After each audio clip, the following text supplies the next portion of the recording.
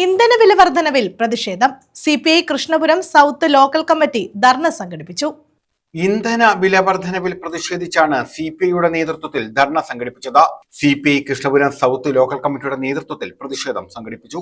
മണ്ഡലം സെക്രട്ടേറിയറ്റ് അംഗം AK സജു ഉദ്ഘാടനം ചെയ്തു. തുടർന്ന് വന്ന വിലക്കയറ്റം അത് നമ്മളെ പിടിച്ചുലയ്ക്കുന്നതായിരുന്നു.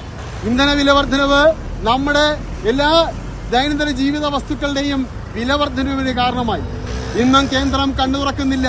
സാധാരണക്കാരനെ പിഴിഞ്ഞെടുക്കുവാൻ വലിയ വാഹന വ്യൂഹങ്ങളോട് സഞ്ചരിക്കുന്ന മോഡി ഗവൺമെന്റ്, പ്രധാനമന്ത്രി മോദി പറയുകയാണ്, നിങ്ങളെല്ലാവരും കൂടെ ചേർന്ന് ഒരു വണ്ടിയിൽ പോവുക, വാഹന വ്യൂഹങ്ങൾ ഒഴിവാക്കുക എന്ന് പറഞ്ഞിട്ട് അവർ യഥേഷ്ടം സ്വച്ഛ വിഹാരം നടത്തിക്കൊണ്ടിരിക്കുകയാണ്.